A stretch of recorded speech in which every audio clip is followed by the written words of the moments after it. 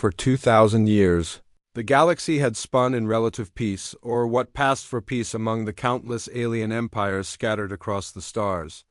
Borders shifted, empires rose and fell. Pirates raided, warlords schemed. But one name had remained conspicuously absent from the galactic stage for centuries. Humanity. It wasn't always like this. Long ago, the Terran Federation had been a name that echoed across the void like thunder, masters of war, architects of peace, builders of wonders.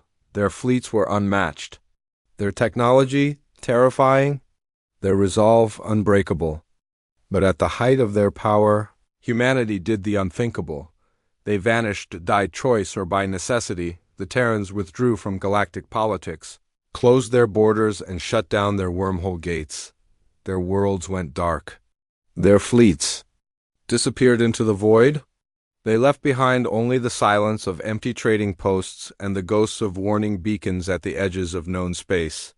For 1,000 years, their absence became a fact of life, a mystery, then a myth, and finally a joke among the newer, younger empires. Humans? Oh, the builders of ruins, gone like dust. A relic race, all bark, no bite. But legends have a funny way of surviving. And sometimes they wake up angry. The catalyst, the spark, came from the Scytherak Dominion, a vast empire of reptilian warlords known for expansion at any cost. Driven by greed and arrogance, they set their sights on the pristine expanse, a region of space rich with resources, bordering a dead sector marked only with ancient warnings. Here lies soul. Do not enter. Ignoring the warnings, the Scytherak sent mining fleets into the dead zone. They stripped derelict stations. They cracked dormant planets for minerals. They hacked into old Terran data cores, laughing at the primitive tech. Or so they thought. They didn't know the cores were listening, they didn't know the systems were still watching, and they didn't know that the moment their plasma drills bit into the crust of Mars, they triggered a protocol buried so deep that even the oldest AI hadn't whispered its name in centuries. Alert Terran sovereignty, breach detected. Contingency protocol Hellfire activated. First the stars flickered. Not in the sky, but on the sensors of the Scytherak fleet. Wormhole shadows, gravity anomalies. Space folded in on itself, then tore open, then the shadows. Arrived. 6 massive black ships, larger than anything seen in 1,000 years, emerged from the void. No lights, no transmissions, no signals. Their hulls seemed to drink in the light itself. Stealth beyond stealth, armor beyond physics.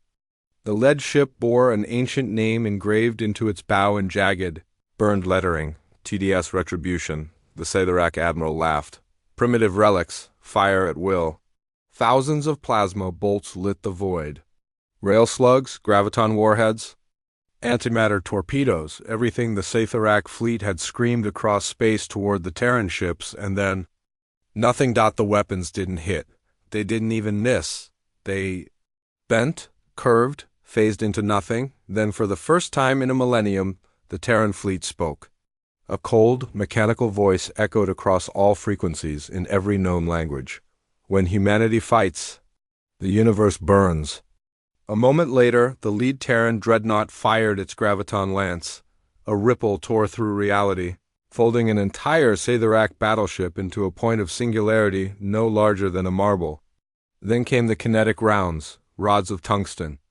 The size of skyscrapers accelerated to 0.6 C, smashing through capital ships like bullets through paper. They're not using shields, a Scytherak officer screamed. They are the shields.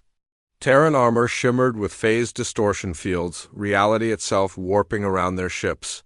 The Scytherak flagship tried to flee. It never got the chance.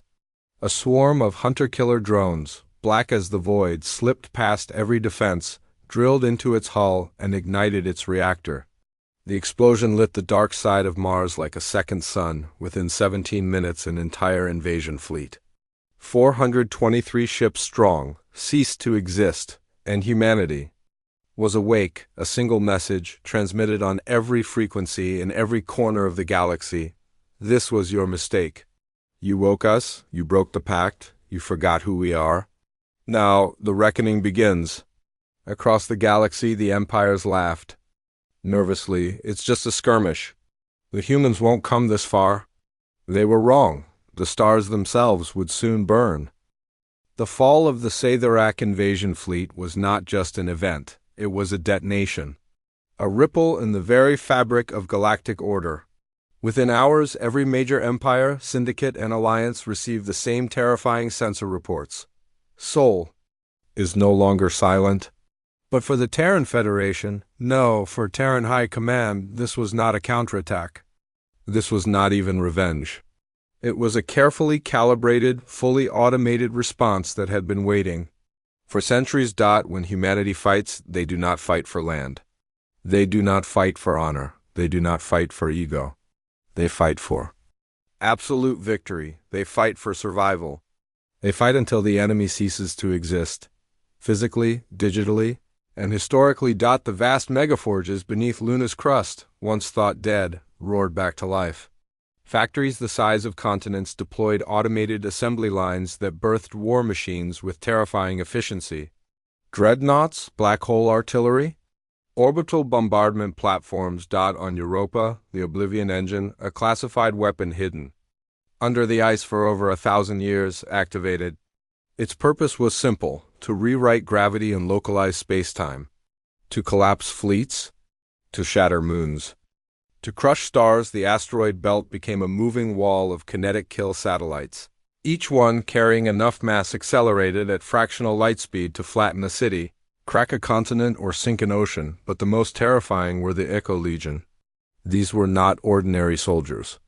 They were human consciousness embedded into quantum-immortal cybernetic bodies, immortal warriors who could transmit their minds across light years into clone bodies within seconds. Echo Legionnaires appeared behind enemy lines before the enemy even knew there was a line to defend. Within 48 hours of the Saytharak fleet's destruction, the Terran response began. This wasn't a raid, it wasn't retaliation. It was a purge. Terran fleets, black as the void, entered Saytharak core space via fold space drives, a technology so advanced that to outside sensors it looked like ships simply ceased to exist in one place and reappeared somewhere else instantly. No wormholes, no jump gates, no detectable distortion, just arrival on the planet Saytharak Prime. The ruling war council gathered in panic. Surveillance footage showed entire moons disappearing, folded into singularity bombs. Fleets of thousands gone in seconds, leaving only expanding clouds of gas, debris, and the glowing remains of what were once planetary rings. The sky darkened as Terran Warden Titans descended.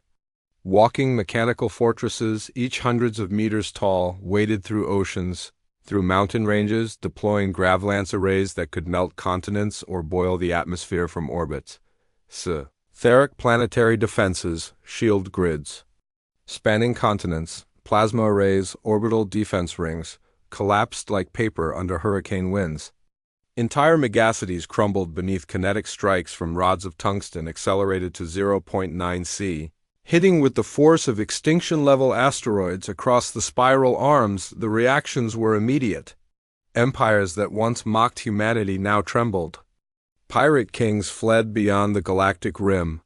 The slaver fleets of the Zaith Coalition activated emergency hyperdrives and abandoned entire sectors.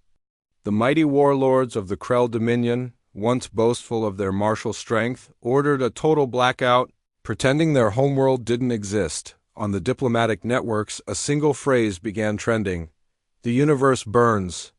Because humanity fights, it wasn't enough to destroy fleets. It wasn't enough to shatter armies. Terran Command activated Scorched Sky, a doctrine reserved only for existential threats. Every Saytharak data archive was infected with the Oblivion virus, a self-replicating quantum code that didn't just delete files but unraveled information itself. Entire languages, cultural records, military databases erased from physical reality, terraformers reversed. The lush colony worlds of the Saytharak turned to wastelands within hours. Oceans evaporated. Atmospheres vented into space, crusts shattered by gravitational shear bombs, but this was not genocide. Civilians were spared. Escape routes were left open, intentionally. not out of mercy, but as witnesses, so that they could carry the story, so that the galaxy would understand. "Let them flee," ordered Admiral Maravos. "Let them scream the truth into the stars. When humanity fights, the universe burns." And then the message, beamed into every known language, across every spectrum, to every empire: "This was not the first. It will not be the last. Let the stars remember, you do not provoke Earth, you do not threaten humanity. We are peace until peace is broken. Then we are the storm, then we are fire, then..." The universe burns. The Terran fleet did not stay. They did not conquer, they did not colonize. As quickly as they had arrived, they were gone. Fold space drives flared. The black ships vanished like ghosts, and what they left behind was silence. No fleets, no stations, no resistance. Only burning. Planets, shattered moons, and broken empires, for the first time in recorded galactic history. The stars themselves seemed afraid. The galaxy had always believed itself to be vast beyond comprehension. Countless star systems, millions of civilizations. Infinite wars, alliances, betrayals, and victories. But in the wake of humanity's return to war, that illusion shattered. For the first time, the universe realized it wasn't as big as it thought. Not when the Terran War Machine was awake. The ashes of the Saytharak Empire hadn't even cooled before the ripple effects exploded across the spiral arms. Panic, desperation, betrayal. Empires scrambled to purge anything even remotely linked to the humans, archives, war records, territorial claims, even historical grievances. Fleets repositioned. Colonies were abandoned. Entire civilizations shut off communications, hoping, praying, that hiding in the dark might shield them from the gaze of the Terran juggernaut. But it was too late. The Terran High Command activated a protocol long buried in the deepest, darkest vaults of its AI cores, the judgment algorithm. It was not designed to wage war. It was designed to determine whether civilizations were a threat to humanity's existence. The criteria were simple: hostility to Terran sovereignty, involvement in anti-human coalitions, past or present, exploitation of Terran relic worlds, graveyards, or forbidden sectors. The algorithm didn't debate. It didn't negotiate. It calculated, and then it executed. In the Zephyros cluster, the Creolan Confederacy, once smug in their isolationist neutrality, found their moons shattered by dark matter implosion devices. Entire gas giants collapsed in seconds, sending shockwaves that disrupted orbits for light-years. In the Velos Rift, the Dravik marauders, who had profited for centuries selling scavenged Terran artifacts, watched as their planetary cores were detonated from within. Their suns went dark, imploded by singularity injectors that fed micro-black holes into their stellar hearts. Even the mighty Zentha hierarchy, proud owners of the largest fleet outside of Terran space, fell without firing a shot. Their homeworld was sliced in half by a weapon that had no name, a gravity shear beam that split continents like wet paper. The Terran fleets didn't just destroy ships. They destroyed infrastructure, economies, data, history. It was not enough that their enemies lost the war, their very memory was erased. A warning to every other civilization: history forgets those who threaten humanity on neutral worlds. Civilians gathered in fear as Terran warships passed by overhead. But no bombardments came, no kinetic strikes, no drone swarms. Humanity was not interested in conquest. Only in correction. In one such scene, a child on the world Vera looked up and whispered to her mother, "Mom, will they burn us too?" Her mother, trembling, answered, "Not if we remember to never forget." Desperate, the remaining major empires formed an emergency council. Representatives from the Krill hegemony, the Sithar enclaves, the Valari, Pact, and the last scraps of the Kreelan sat around a vast halotable. "We have to send a message," one elder croaked. "We have to surrender, not just words, not a treaty, something real. But humanity doesn't want territory. They don't want slaves, they don't even want resources. What can we offer them?" A silence followed. Then the youngest among them, a Valari diplomat, stood. "We offer the one thing they have been denied for 1,000 years. We offer our fear, we offer our respect. And so it was the message of the stars in encrypted transmission, signed by the surviving empires, was beamed into Terran space, to the Terran Federation, to the sovereigns of Sol, and to the people of Earth. We understand. We remember your sovereignty is eternal. Your legacy is untouchable. Your peace will not be disturbed again. Ever, we ask. Only for mercy. Humanity's answer: for 3 days, the galaxy waited. Ships sat dead in space. Planets held their breath. Every satellite, every com relay, every sensor focused on a single point. Sol dot, and then a voice answered, calm, clear, unmistakably human. Good, remember this. We are humanity. We are the builders of worlds, the makers of peace, the guardians of the void. But if peace is broken, if you force our hand, we are fire. We are the storm. When humanity fights, the universe burns. The transmission ended and then silence. The Terran fleets withdrew. Fold space drives activated. The black ships vanished into the void, like shadows retreating from the candlelight. The war was over, but the lesson remained, etched into every surviving mind, every scarred world, every drifting ruin. Never again forget who they are. The bridge of the TDS Revenant, Admiral Mara Voss, stood watching the stars return to their quiet shimmer. Her XO approached. Ma'am, what if they forget again? She smiled, cold and certain. And double quotes, she whispered, we remind them. The screen faded to black. The stars waited.